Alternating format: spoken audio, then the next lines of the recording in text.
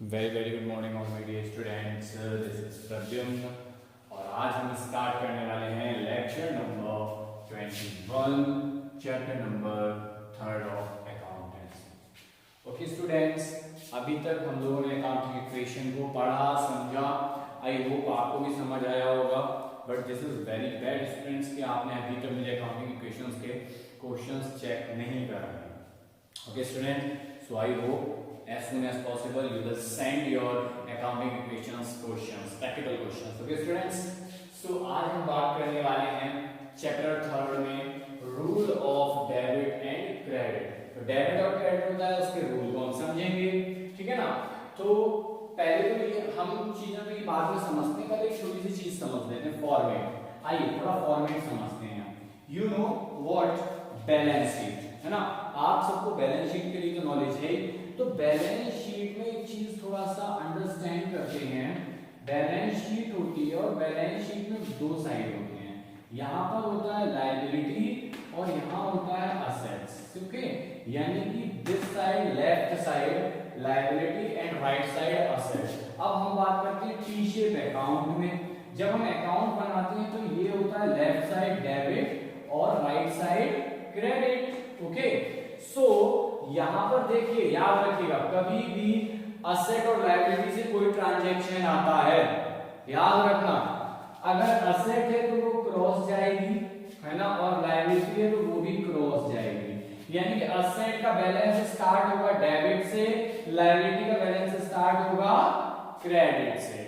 Okay, अगर asset increase होती है तो डेबिट और अगर लायबिलिटी इंक्रीज होती है तो क्रेडिट। सारे क्वेश्चन ये कि सारे के सारे पॉइंट फटाफट से आपको सॉल्व हो जाएंगे। बस इस बात को समझेंगे सारे के सारे मेरे साथ। एक बार फिर से, बैलेंस शीट में left side liability, right side asset. T shape account में left side debit, right side credit. Balance sheet से टी शेप अकाउंट चलता है क्रॉस। असेट का बैलेंस स्टार्ट होता है डेबिट, लायबिलिटी का बैलेंस स्टार्ट होता है क्रेडिट। और ध्यान रखिए, अगर असेट इंक्रीज हुई तो डेबिट, लायबिलिटी इंक्रीज हुई तो क्रेडिट। बट इसी का रिवर्स भी करके देख लेते हैं। असेट अगर डिक्रीज हुई, इंक्रीज नहीं हुई, अगर डिक्रीज हुई तो क्रेडिट और लायबिलिटी अगर डिक्रीज हुई तो डेबिट। ओके स्टूडेंट, समझे ये बात? अच्छा, ये अब बात कर लेते हैं इनकम और एक्सपेंडिचर्स की भी। अगर कोई एक्सपेंस है उसका बैलेंस डेबिट और कोई इनकम है उसका बैलेंस क्रेडिट। ध्यान रखिएगा इस बात को स्टूडेंट्स। ओके, तो चलिए अब हम स्टार्ट करने वाले हैं आगे अपना नेक्स्ट पॉइंट, ठीक है ना। तो यहां से हम सबसे पहले पढ़ रहे हैं rules of debit and credit on what side increase in following accounts will be recorded. कौन सा अकाउंट किस साइड रिकॉर्ड होगा? तो सबसे पहले हम बात करेंगे पॉइंट नंबर 1, कैश। कैश की जब हम बात करते हैं तो ये क्या है? असेट है, लायबिलिटी है, असेट्स, ठीक है ना। और हमने बात की है अभी किसकी? इंक्रीज की। ध्यान रखिएगा, हमने अभी इंक्रीज की बात की है। असेट अगर इंक्रीज होगा तो किधर जाएगा? बताएं फटाफट से सारे के सारे। देखिए, असेट बैलेंस कहां जाएगा? डेबिट। असेट अगर इंक्रीज हुआ तो डेबिट। ओके, ये लीजिए डेबिट। ध्यान रखिएगा स्टूडेंट्स, यहां से आपका बेसिक स्टार्ट हो रहा है, तो कोई भी अब लूजनेस नहीं दिखाएगा। नेक्स्ट पॉइंट है machinery. Okay students, machinery. Machinery क्या है हमारी? असेट से, और अगर असेट इंक्रीज होगी तो किधर साइड? Debit side. ओके, चलिए नेक्स्ट है थर्ड पॉइंट, डेबिटर्स। डेबिटर्स क्या होते हैं हमारे? डेबिटर्स भी हमारी असेट है। ओके, कैसे असेट है ये हम पहले भी आपको एक्सप्लेन कर चुके हैं, मैं फिर से बता रहा हूं आपको। अगर कहीं प्रॉब्लम आती है आप उसे एक्सप्लेन करवाएं, दोबारा से पूछें, you can call me also, no problem students. Okay, so पहली बात करी डेबिटर्स की। डेबिटर्स आपने क्या किया? क्रेडिट सेल कर दी। आपने गुड्स को दे दिया, पैसे लिए नहीं लिए। जब पैसे नहीं लिए फ्यूचर में तो कभी लोगे, तो हर वो चीज जो फ्यूचर में कैश में कन्वर्ट हो सकती है, दैट इज असेट। ओके, सो अगर डेबिटर्स इंक्रीज होते हैं तो debit. Okay, next point, point number 4, point number 4, creditors.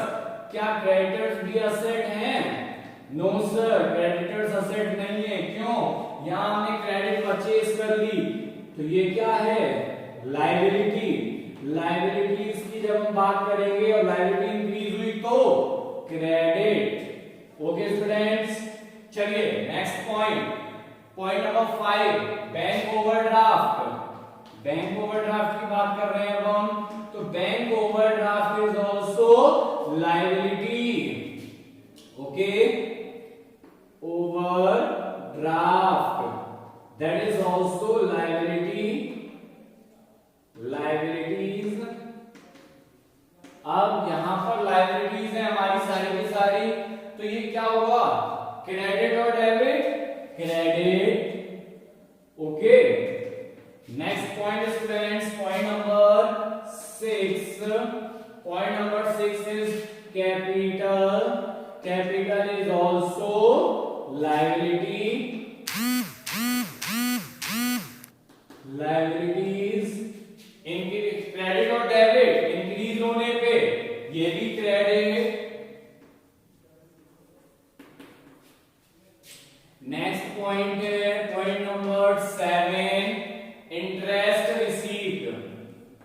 इसको हम थोड़ा शॉर्ट में कर रहे हैं स्टूडेंट्स। इंटरेस्ट रिसीव, ये क्या है? हमारी इंटरेस्ट रिसीव है इनकम, और इनकम क्या हुई? हमने आपको पहले ही बताया था भाई, इनकम होगी तो क्रेडिट, और इनकम इंक्रीज हो गई तो भी credit. Okay, so that is not liability and asset, this is revenue. क्या है ये? Revenue, and that is also, revenue is increase, that means credit. Next point, point number 8, salary paid. Point number 8, salary paid क्या है हमारा? ये expenses.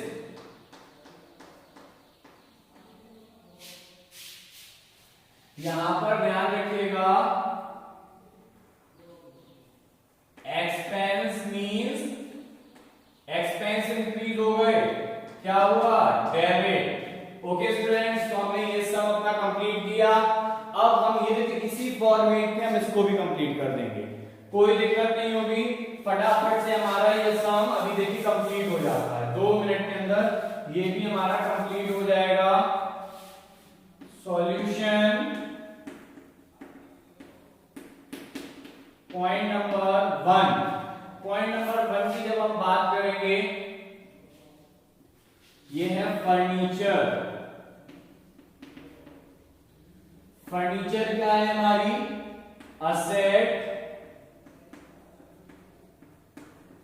अब asset यहां क्या हो रही है? On what side? Decrease. Okay, asset decrease हो रही है। असेट किधर जाता है? डेबिट में, लेकिन जब कम होगा, डिक्रीज होगा, तो क्या होगा? क्रेडिट। ओके स्टूडेंट्स, तो यहां मेंशन करेंगे क्रेडिट। नेक्स्ट, ये लो first point complete. Second point, outstanding salaries. Outstanding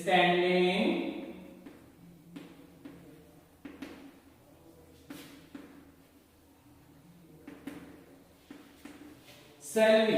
outstanding salary का मीन होता है स्टूडेंट, समझिए जरा, हमने किसी से काम तो करवा लिया, लेकिन अभी उसकी सैलरी पे नहीं की है, यानी फ्यूचर में पे करनी पड़ेगी ना, फ्यूचर में पे करनी पड़ेगी, that means this is liability. Liability, अब लायबिलिटी का बैलेंस किधर जाता है? क्रेडिट में। अगर लायबिलिटी इंक्रीज होती है तो क्या होगा? क्रेडिट, बट लायबिलिटी डिक्रीज हो गई तो क्या होगा? बताएं? Debit.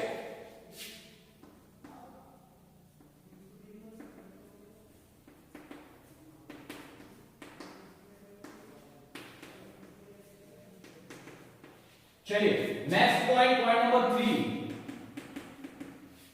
Point number 3, capital. Capital what is liability or asset? Capital is also liability. Liability means अगर कैपिटल डिक्रीज हुई तो क्या हुआ भाई, लायबिलिटी क्रेडिट साइड पर डिक्रीज हुई तो debit. Next point, point number 4, prepaid expenses.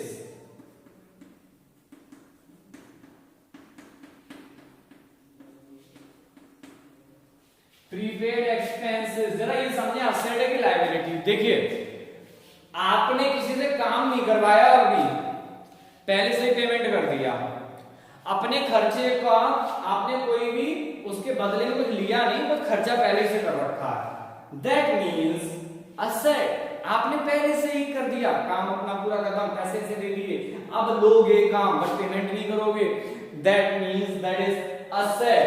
अब असेट है तो देखिए कोई भी असेट्स डिक्रीज होगी तो क्या होगा बताइए जरा। असेट साइड डेबिट में आती है, अगर असेट इंक्रीज होती थी तो डेबिट और डिक्रीज हुई तो क्रेडिट। ओके चलिए next point number 5,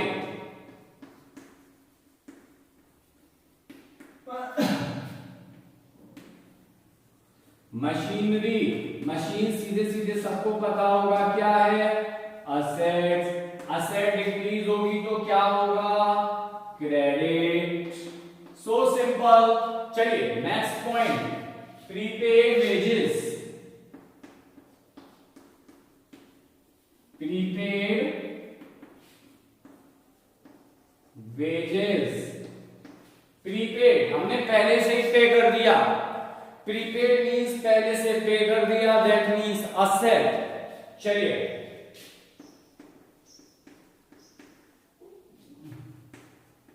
asset decrease हुआ, then that mean credit. Okay, so next and last point, not least, point number 7, cash. Cash is also asset. Asset decrease mean by asset है, asset decrease mean credit. Okay students, I hope आपको ये दोनों numerical question समझ आए होंगे, ठीक है ना। मैं इसके प्रैक्टिस भी दूंगा आपको सेंड करना है सॉल्व करके स्टूडेंट। सेम बेस पे होगे, कोई ज्यादा प्रॉब्लम की बात नहीं, कोई पॉइंट नहीं समझ में आ रहा है ना, you can talk to me directly. Okay students, thank you students, have a nice day.